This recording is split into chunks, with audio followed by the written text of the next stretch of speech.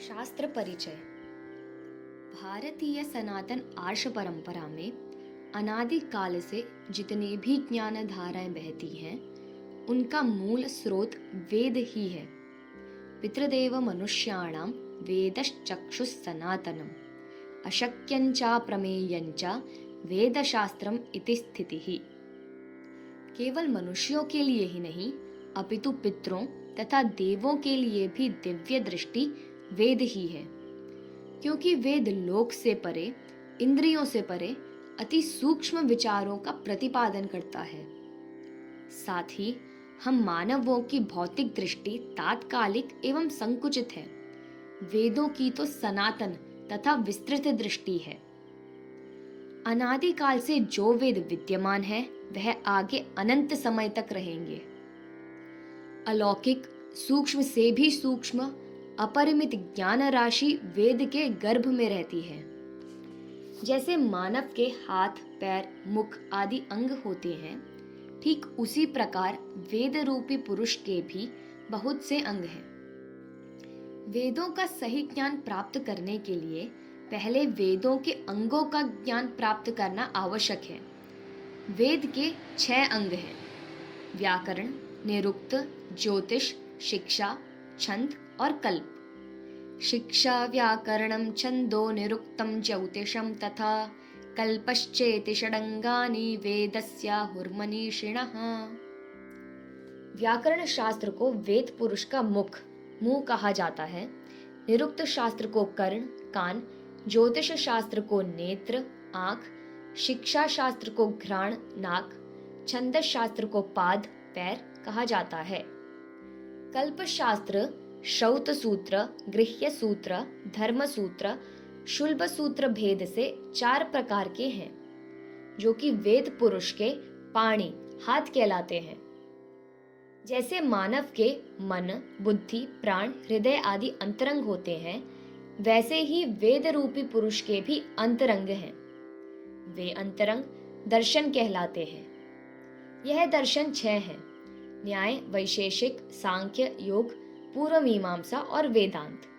न्याय वैशेषिक को वेद पुरुष की बुद्धि कहा जाता है। सांख्य योग वेद पुरुष के प्राण, पूर्व मीमांसा चित्त और वेदांत वेद पुरुष का हृदय कहलाता है।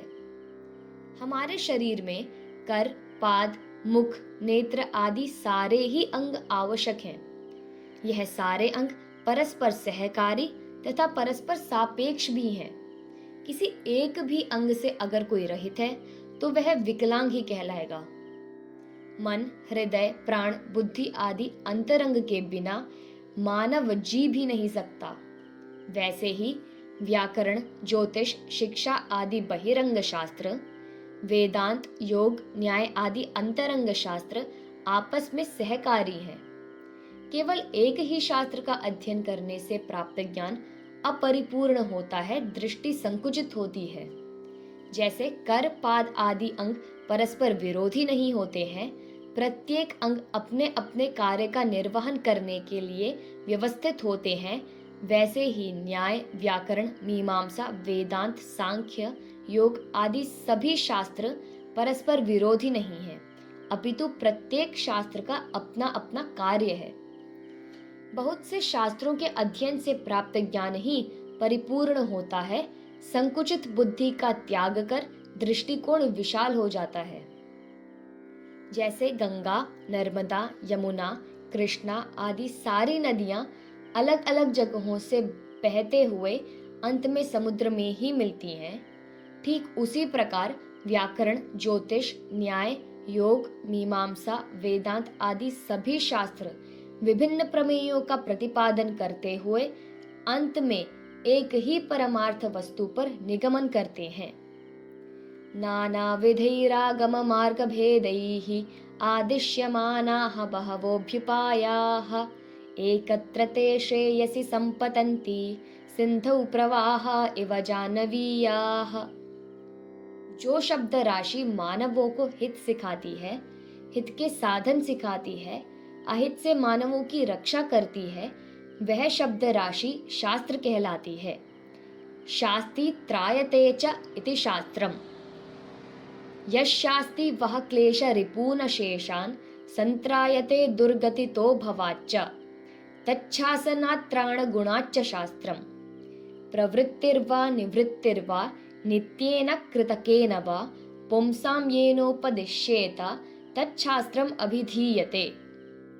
जो अतीन्द्रिय विषय मानवों के द्वारा प्रत्यक्ष प्रमाण से, इंद्रियों से, अनुमान प्रमाण से, युक्ति से जानने के योग्य नहीं है, उनका यथार्थ रूप से जो प्रतिपादन करता है वही शास्त्र है। प्रत्यक्षानुमान अनधिगत वस्तु तत्वान्वाख्यानम शास्त्र धर्मः। विविध प्रकार के शास्त्र, नाट्य शास्त्र, शिल्प शास्त्र आदि प्रकार से 100 से भी अधिक शास्त्र पाए जाते हैं। स्थूल दृष्टि से तो 18 विद्यास्थान 6 दर्शन शास्त्र के नाम से प्रसिद्ध हुए हैं। अंगानि वेदाश्चत्वारो मीमांसा न्याय विस्तरः पुराणं धर्मशास्त्रञ्च विद्या ह्येताश्चतुर्दश आयुर्वेदो धनुर्वेदः गान्धर्वश्चेति ते त्रयः अर्थवेदः चतुर्थः स्यात् विद्या ह्यष्टादशैव ताः। ऋग्वेद, सामवेद, यजुर्वेद, अथर्ववेद 4 वेद, शिक्षा, व्याकरण, छंद, निरुक्त, ज्योतिष, कल्प 6 वेदांग, मीमांसा, न्याय, पुराण, धर्मशास्त्र, आयुर्वेद, धनुर्वेद, गांधर्ववेद, अर्थवेद यह 18 विद्यास्थान है। न्याय, वैशेषिक, सांख्य, योग, पूर्व मीमांसा, उत्तर मीमांसा, वेदांत यह 6 दर्शन है।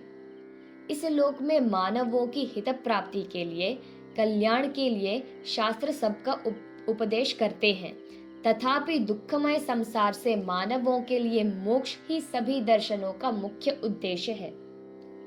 मोक्ष के प्रधान साधन को इन नामों से जाना जाता है: सम्यक ज्ञान, तत्व ज्ञान, आत्म साक्षात्कार। सम्यक दर्शन संपन्नः कर्मभिर्न निबध्यते, सम्यक दर्शनहीनस्तु संसारम प्रतिपद्यते। इसीलिए हम सब मानव शास्त्रों के द्वारा बताए हुए मार्ग पर चलकर इस जीवन में श्रेय की प्राप्ति करें और बाद में भी उच्च गति को प्राप्त करें।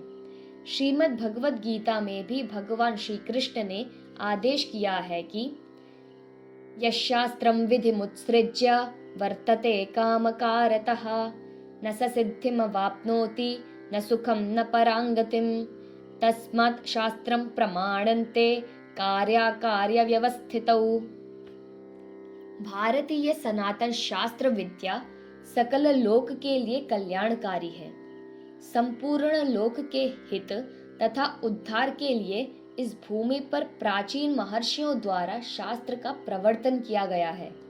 हम सब मानव परिशुद्ध ज्ञान के लिए शास्त्र का अध्ययन करें, जगत में अज्ञान का अंधकार दूर करें और जगत का कल्याण करें। शन्नो अस्तु द्विपदे, शन चतुष्पदे। ओम शांति शांति शांति।